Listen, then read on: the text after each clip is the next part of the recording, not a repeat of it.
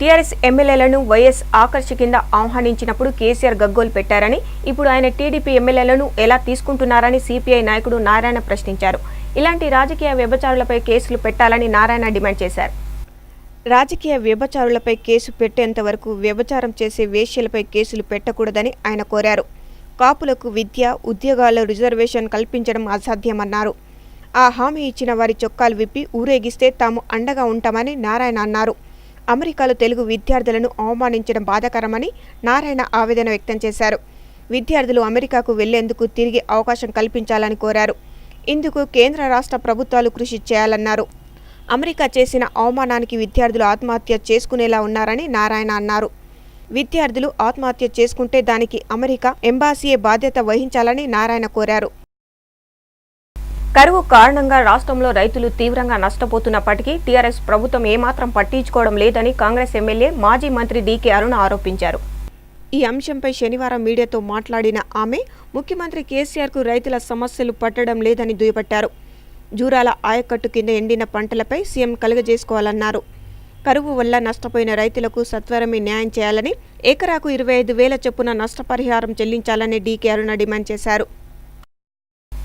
ముఖ్యమంత్రి చంద్రబాబు నాయుడు ప్రజలను మోసగిస్తూ పాలన కొనసాగిస్తున్నారని వైఎస్ఆర్ కాంగ్రెస్ పార్టీ అధ్యక్షుడు వైఎస్ జగన్మోహన్ రెడ్డి విమర్శించారు. శ్రీకాకుళం జిల్లా పైడి భీమవరంలో ఆయన మీడియాతో మాట్లాడారు. ఎన్నికల ముందు ఇచ్చిన ఏ హామీని నేటి వరకు అమలు చేయలేకపోయారన్నారు. కొత్త ఉద్యోగాల మాట పక్కన పెడితే ఉన్న ఉద్యోగాలను తొలగిస్తున్నారని ఎద్దేవా చేశారు. చంద్రబాబు లాంటి సీఎం వద్దని జనాలు గోల పెడుతున్నారని అన్నారు. బీసీలకు టీడీపీ అండగా ఉంటుందని సీఎం చంద్రబాబు హామీ ఇచ్చారు. విజయవాడలో నిర్వహించిన బీసీ మేళా కార్యక్రమంలో చంద్రన్న ఉపాధి పథకాన్ని సీఎం ప్రారంభించారు. ఈ సందర్భంగా ఆయన మాట్లాడుతూ వెనుకబడిన వర్గాలకు అండగా ఉంటామని భరోసా ఇచ్చారు. వెనుకబడిన వర్గాలు లేకపోతే టీడీపీ లేదన్నారు. చేనేత కార్మికులు తీసుకున్న రుణాలను పూర్తిగా మాఫీ చేసిన ఘనత టీడీపీదే అని పేర్కొన్నారు. 50% సబ్సిడీతో చేనేత కార్మికులు తయారు చేసిన ఉత్పత్తులను కొనుగోలు చేశామని చెప్పారు. సగం ధరకే చీర, ధోతి ప్రవేశపెట్టిన చరిత్ర టీడీపీకి ఉందన్నారు. చేనేత, గీత కార్మికులకు 55 సంవత్సరాలకి వృద్ధాప్య పింఛను ఇవ్వాలని నిర్ణయించామని తెలిపారు. వాల్మీకి జయంతి, మహాత్మా పూలే జయంతులను ప్రభుత్వం తరపున నిర్వహిస్తున్నామన్నారు. వెనుకబడిన వర్గాల్లో ఇంకా చైతన్యం రావాలన్నారు. మొదటి బీసీ మేళాలో చేనేత కార్మికులకు 127,000 కోట్ల రూపాయలతో 37,000 మందికి ఆర్థిక సహాయం చేశామని చెప్పారు. రెండో మేళాలో 34,200 మందికి ఆర్థిక సహాయం చేశామని తెలిపారు. రెండో బీసీ మేళాలో చేనేత కార్మికులకు 187,000 కోట్ల రూపాయలు, గీత కార్మికులకు 13,000 కోట్ల రూపాయలు కేటాయించినట్టు తెలిపారు. చేనేత వర్గానికి రుణమాఫీ చేస్తామని చెప్పి చేయకుండా కాంగ్రెస్ మోసం చేసిందని విమర్శించారు. వంశపారంపర్యంగా ఈ కుల వృత్తుల్లో ఉన్నారు, కొంతమంది చేతి వృత్తులు చేసుకుంటున్నారు. ఈరోజు ప్రపంచం ఆధునీకరణలో ముందుకు పోయే పరిస్థితి వచ్చింది. ఈ ఆధునీకరణలో, ప్రపంచీకరణలో ఈరోజు మనం ఒకసారి చూస్తే చేతి వృత్తులు కూడా కనుమరుగయ్యే పరిస్థితి వస్తూ ఉంది. ఒకప్పుడు మన గ్రామాల్లో చూసేవాళ్ళం, చేతి వృత్తులకు ఆదరణ ఉండేది. ఆ రోజు ఏదైనా బిందులు కావాలంటే చేతి వృత్తుల వాళ్ళే తయారు చేసేవారు, లేకపోతే గ్రామంలో అవసరం. ఎస్సీ వర్గీకరణ అంశం టీడీపీ నేతల మధ్య విభేదాలు సృష్టిస్తున్నాయి. ఎస్సీ వర్గీకరణ చేసే ఆలోచన లేదన్న మంత్రి పత్తిపాటి వ్యాఖ్యలపై టీడీపీ అధికార ప్రతినిధి డొక్క మాణిక్య వరప్రసాద్ ఆగ్రహం వ్యక్తం చేశారు. ఎస్సీ వర్గీకరణ చేసే ఆలోచన ప్రభుత్వానికి లేకపోతే జీవో నెంబర్ 25 ఎందుకు ఇచ్చారని డొంక ప్రశ్నించారు. సున్నితమైన అంశాలు మాట్లాడేటప్పుడు మంత్రులు అవగాహన లేకుండా మాట్లాడడం సరికాదన్నారు. ఎస్సీ వర్గీకరణ అంశం తనకు అప్పగిస్తే 24 గంటల్లో సమస్యను పరిష్కరిస్తానని డొక్క పేర్కొన్నారు. సమస్య పరిష్కారం కోసం రేపు 10 గంటలకు మాదిగ నేతలతో, ఎల్లుండి మాల నేతలతో సమావేశమవుతున్నామన్నారు. అందరి అభిప్రాయాలు తెలుసుకుని అనంతరం ఇదే అంశంపై సీఎంను కలిసి తగు సూచనలు చేస్తామని డొక్క తెలిపారు. ఈ సున్నితమైన అంశాలు మాట్లాడేటప్పుడు పెద్దలంతా, పార్టీ పెద్దలు, ముఖ్యంగా మంత్రివర్యులు ఆ విషయం పట్ల చాలా స్టడీ చేసి మాట్లాడితే మంచిది. ముఖ్యమంత్రి గారికి వర్గీకరణ లేక తెలుగుదేశం పార్టీ ప్రభుత్వానికి వర్గీకరణ పట్ల ఇంట్రెస్ట్ లేకపోతే జీవో ఎంఎస్ నెంబర్ 25 ఎందుకు ఇచ్చారు? మంత్రి గారు స్టడీ చేయాలి ఆ విషయాల్ని. ఇప్పుడు సంక్షేమ కార్యక్రమంలో జీవో నెంబర్ 25 అమలు జరుగుతూ ఉంది. ఏ బేసిస్ మీద ఇచ్చారా 25?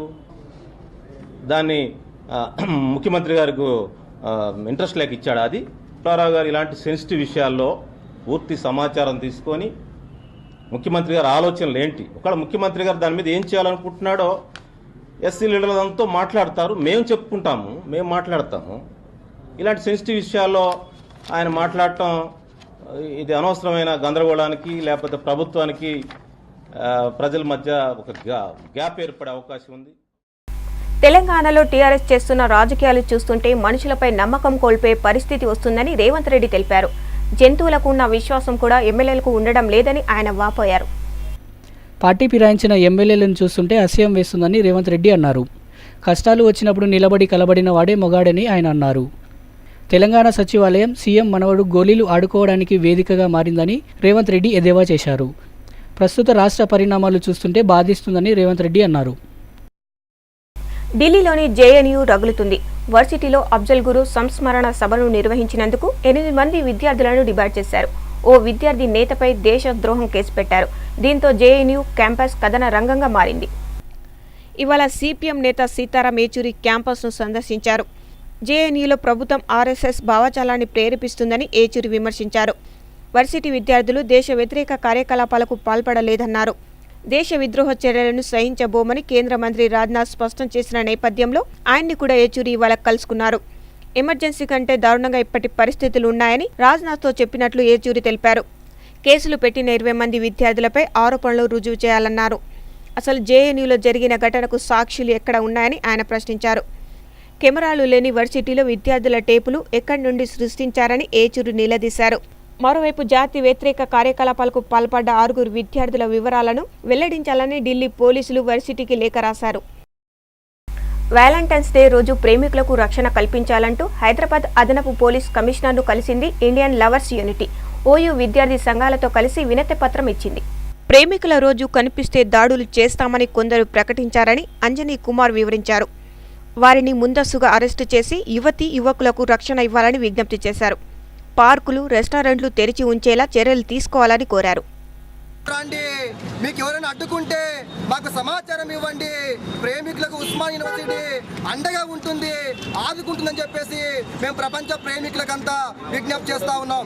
ఈరోజు ఆర్ఎస్ఎస్, బజరంగ దళ్, ఏబీపీ లాంటి సంస్థలు ప్రేమికులను అడ్డుకుంటామని చెప్పేసి, కనబడితే దాడులు చేస్తామని చెప్పేసి, పెళ్లిళ్ళు చేస్తామని చెప్పేసి భయాందోళనకు గురి చేస్తా ఉంది. సంస్థ నాయకులను వెంటనే అరెస్టు చేయాలని చెప్పేసి మేము ఈ ప్రభుత్వాన్ని కోరుతా ఉన్నాం. ఫిబ్రవరి 14 రోజు ప్రేమికుల దినోత్సవాన్ని బజరంగ దళ ఆర్ఎస్ఎస్ సంబంధించినటువంటి కార్యకర్తలు అడ్డుకుంటాం, దాడులు చేస్తాం, పెళ్లిళ్ళు చేస్తాం అనేటువంటి విధంగా హెచ్చరికలు దాడి చేస్తున్నటువంటి సందర్భంలో ప్రజాస్వామ్యానికి వ్యతిరేకంగా, రాజ్యాంగ విలువలకు వ్యతిరేకంగా, రాజ్యాంగంలో ఉన్నటువంటి హక్కులకు వ్యతిరేకంగా బజరంగ దళ వారు అన్న చెల్లెలకు, అక్క తమ్మునికి పెళ్లి చేసేటువంటి సంస్కృతిని వాళ్ళు చేపడుతున్నారు. దీనికి వ్యతిరేకంగా మేము నగర కమిషనర్ను కలవడం జరిగింది.